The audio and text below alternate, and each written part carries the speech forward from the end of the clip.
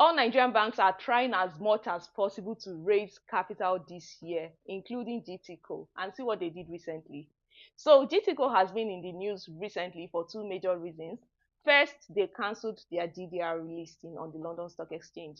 And then secondly, they are now directly listed on the London Stock Exchange. It's not complicated, I'll make it simple. So for the first part, GTCO cancelled its GDR listing from the London Stock Exchange. First of all, what is GDR? GDR basically stands for Global Depository Receipts. And this Global Depository Receipts is just a financial instrument that represents the shares of a company but traded in a foreign country. So in the case of GTCO, its shares were only listed in the Nigerian Stock Exchange.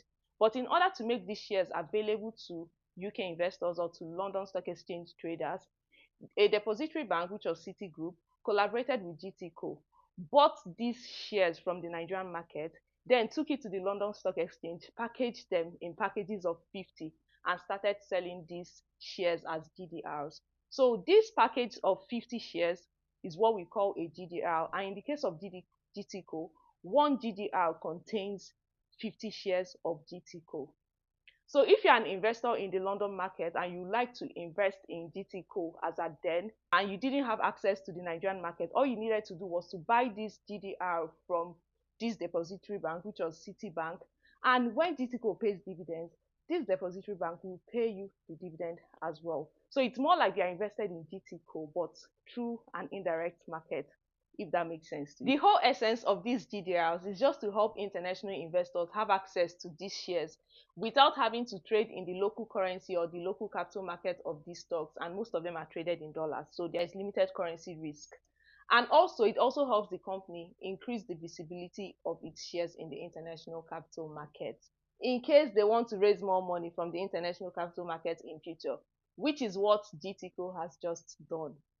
So GTCO has decided to cancel its GDR listing, of course, in collaboration with the depository bank, that's Citigroup, and they've decided to now directly list their shares on the London Stock Exchange.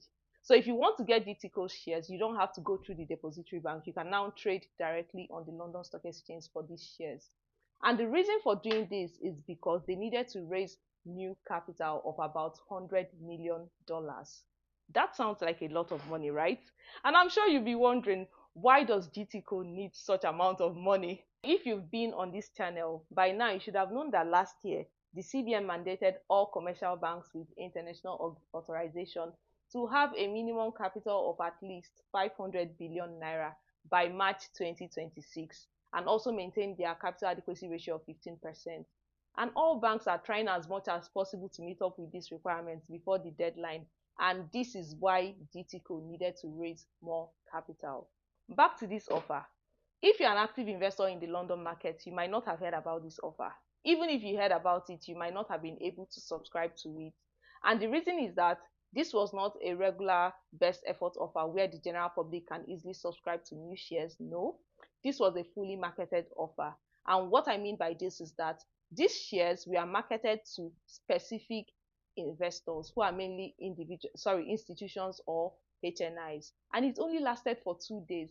So you can see that it was structured in a way that the target audience was met and the money was raised.